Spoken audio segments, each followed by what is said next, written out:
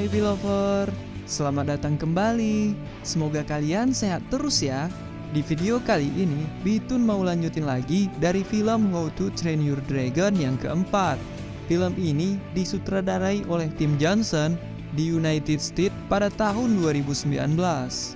Oh iya kawan-kawan, terima kasih banget nih buat kalian yang sudah komen di semua video Bitun. Apalagi yang sudah like dan subscribe, pengen nangis aku nih.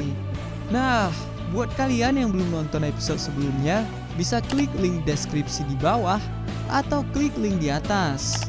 Film ini bercerita setelah bertahun-tahun lamanya, generasi muda desa Berg yang tidak pernah melihat naga menganggap semua naga itu monster yang mengerikan.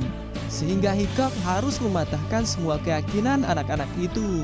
Mau tahu bagaimana cara Hiccup menyadarkan anak-anak itu? Oke, langsung saja kita ke ceritanya. Di awal film diperlihatkan desa Berg yang baru. Di sana mereka sedang mengadakan pesta tahunan. Lebih tepatnya pesta 10 tahun sejak bangsa Viking dan naga berpisah. Meski begitu, Hiccup tidak akan lupa dengan teman terbangnya yaitu Toothless. Tapi generasi baru bangsa Viking tidak mengetahui sejarah desa Berg yang berteman dengan naga. Seperti anak pertama Hiccup yang bernama Zephyr. Dia menganggap naga sebagai monster setelah membaca buku kakeknya yang berisi sejarah kekejaman para naga. Di sini, Hiccup mencoba menjelaskannya, tapi Zephyr dengan cepat malah menanyakan soal kaki Hiccup yang hilang. Hiccup pun terkejut. Lalu Zephyr pergi. Dia mengajak adiknya bernama Naving untuk memasang jebakan naga. Kemudian, Hiccup dan Astrid membicarakan anak-anak muda yang sekarang yang menganggap naga itu monster, termasuk anaknya sendiri. Lalu, Astrid merencanakan pertunjukan seperti dulu dengan menunjukkan ke anak-anaknya bagaimana proses manusia dan naga menjadi teman. Di sini, Hiccup pun menyetujui rencana tersebut. Hal ini membuat Hiccup sangat merindukan Toothless. Di sisi lain, terlihat Toothless juga merindukan Hiccup. Sampai-sampai dia menggambar Hiccup di pasir. Di situ, Toothless menggambarkan dirinya dan Hiccup. Dan kemudian dia pergi. Tetapi salah satu anak Toothless memperhatikan gambar tersebut dengan serius. Keesokan harinya, Gobber mendapati anak-anak yang melempari batu stoik. Lalu dia menasihati anak-anak tersebut. Tanpa disadarinya, anak-anak itu kabur. Lalu Hiccup datang dengan Astrid. Di sini Gobber mengatakan dia merasa sedih karena orang-orang desa Berg melupakan stoik. Maka dari itu, Hiccup memberitahu rencananya kepada Gobber. Setelah mendengarnya, Gobber langsung memberi skrip pertunjukan yang dulu. Di sini, Hiccup mengingat pertunjukan dulu dan merasa sangat mengerikan, sehingga dia memutuskan untuk membuat skrip yang baru. Di sisi lain, salah satu anak Toothless masih memandangi gambar Hiccup. Dia berencana pergi ke desa manusia untuk menemui Hiccup. Dengan segera, dia membangunkan saudaranya dan mengajak mereka untuk pergi.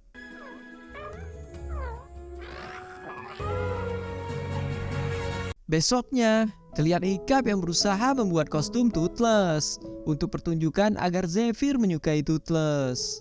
Saat pulang ke rumah, Hiccup langsung terkena jebakan naga yang dibuat oleh Zephyr.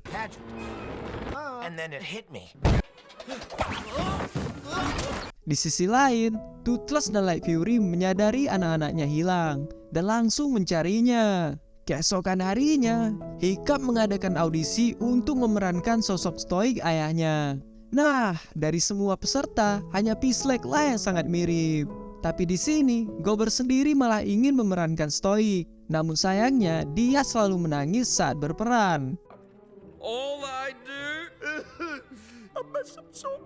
Di sisi lain, terlihat anak-anak Toothless. Mereka sudah sampai di desa Berg.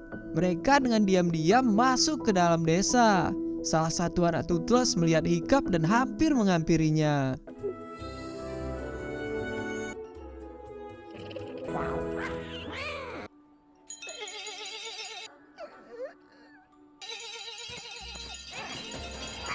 Hingga akhirnya, Toothless dan Light Fury menemukan mereka di sana, lalu memarahinya.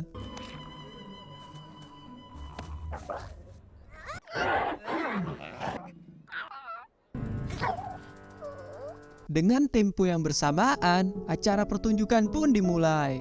Terlihat Gobber sebagai stoik, Tapnat sebagai Hiccup dan Hiccup sebagai Toothless. Di saat pertunjukan berlangsung, terjadi kebakaran kecil yang diakibatkan oleh Gobber yang tidak sengaja membuat tirai terbakar.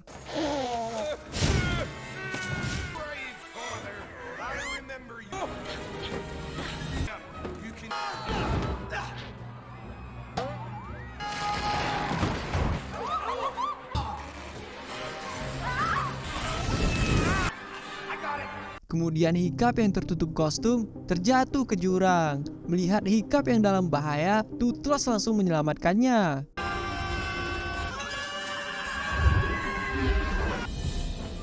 Di sini, Hiccup pun akhirnya selamat. Dan dia mengira Gobber lah yang menolongnya, karena dia masih terperangkap dalam kostum. Lucunya, saat ini Gobber mengira Toothless itu adalah si Hiccup. Dan mereka pun melanjutkan pertunjukannya. Di sini, Toothless menyadari bahwa itu hanya pertunjukan saja. Akhirnya, Toothless memainkan perannya, membuat terpukau semua orang termaksud Light Fury dan anaknya.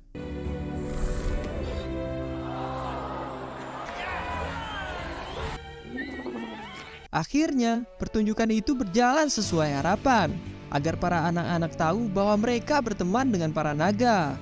Sampai selesai pertunjukan pun, tak ada yang menyadari bahwa itu bukanlah Hiccup melainkan Toothless yang asli. Hanya Zephyr lah yang melihat bahwa itu naga asli dan bertemu langsung dengan Toothless.